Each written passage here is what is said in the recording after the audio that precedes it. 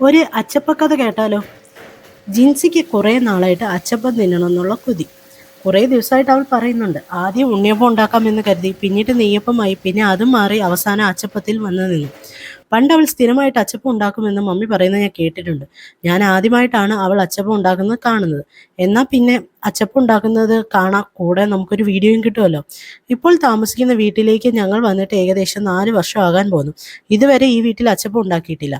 അതുകൊണ്ട് അച്ചപ്പത്തിൻ്റെ അച്ച് 4 വർഷമായിട്ട് ഉപയോഗിച്ചിട്ടില്ല എന്നർത്ഥം. ഉപയോഗിക്കാത്തത് കാരണം ആദ്യമൊക്കെ അത് ആകാൻ വളരെയേറെ പ്രയാസമായിരിക്കും എന്ന് അവൾ പറയുന്നുണ്ടായിരുന്നു. പക്ഷെ ആരും അത് മുഖവിലേക്ക് എടുക്കുന്നില്ല. ആദ്യം തന്നെ അച്ചപ്പത്തിൻ്റെ ബാറ്റർ ഉണ്ടാക്കണം. അതിനുവേണ്ടി പച്ചരി നമ്മൾ നേരത്തെ വെള്ളത്തിലിട്ട് കുതിർക്കണം, പിന്നെ പൊടിക്കണം, പിന്നീട് ഇത് അരിക്കണം. അരിക്കുമ്പോൾ നല്ല രീതിയിൽ അരിക്കണം, കാരണം ഇതിനകത്ത് തരിതരിയായിട്ട് വരാനുള്ള സാധ്യത കൂടുതലാണ്. തരിതരി കൂടുതലുണ്ടെങ്കിൽ അച്ചപ്പത്തിനകത്ത് അച്ച് പിടിക്കത്തില്ല. പിന്നീട് നമ്മൾ സാധാ ചെയ്യുന്ന പോലെ മുട്ട ഇടുക. 3 മുട്ടയാണ് എടുത്തത്. പിന്നെ പഞ്ചസാര ഏലക്കയും കൂടെ പൊടിച്ചു. പിന്നെ പഞ്ചസാര സെപ്പറേറ്റ് ഇട്ടു. പിന്നെ ഈ നമ്മൾ പൊടിച്ചു വെച്ചേക്കുന്ന പൊടിയുണ്ടല്ലോ, അതും കൂടെ അരിച്ച ആ പൊടിയും കൂടി ഇതിനകത്ത് ഇട്ട് നല്ല രീതിയിൽ മിക്സ് ചെയ്യണം.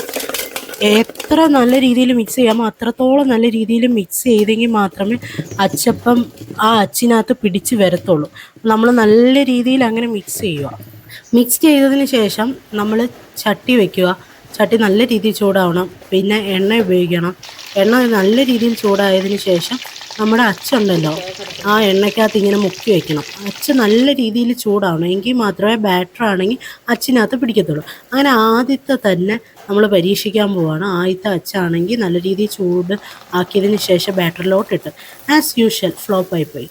കാരണം അത് വരുന്നതേ ഇല്ലായിരുന്നു.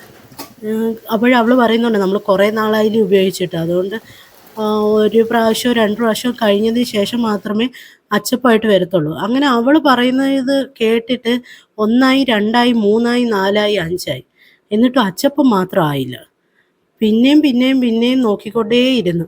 എങ്ങനെയായാലും ഒരു അച്ചപ്പെങ്കിലും വേണ്ടേ. പിന്നെ കുറേ ഒരു 6ഓ 7ഓമത്തെ പ്രാവശ്യം കഴിഞ്ഞിട്ട് റിങ് ആയിട്ട് മാത്രം ഫോം ചെയ്യുന്നുണ്ടായിരുന്നു.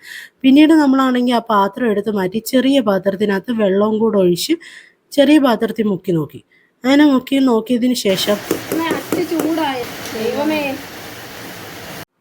ഒടുവിൽ അവൾ ദൈവത്തെ വരെ വിളിച്ചു. കാരണം ഇത് അവളുടെ ആത്മാഭിമാനത്തെ ചോദ്യം ചെയ്യുന്ന ഒന്നായിരുന്നു.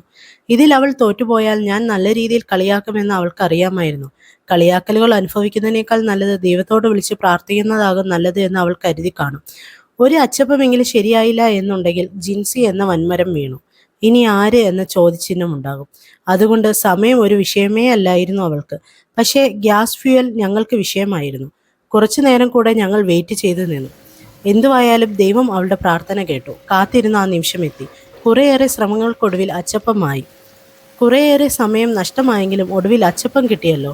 നല്ല ക്രിസ്പി അച്ചപ്പമായിരുന്നു. നല്ല രുചിയുള്ള വീട്ടിലുണ്ടാക്കുന്ന അച്ചപ്പം. ആദ്യം കുറച്ച് പാളിയെങ്കിലും കെമിക്കൽ ചേർക്കാത്ത അച്ചപ്പം കിട്ടിയല്ലോ. ഇതെല്ലാം ഉണ്ടാക്കി കഴിഞ്ഞപ്പോൾ ജിൻസിയുടെ മുഖത്തെ സന്തോഷം ഒന്ന് കാണേണ്ടതായിരുന്നു. എന്തോ നേടിയെടുത്ത പോലെയുള്ള സന്തോഷവും അതുപോലെ എന്നെ പുച്ഛിച്ചിട്ടുള്ളൊരു നോട്ടവും.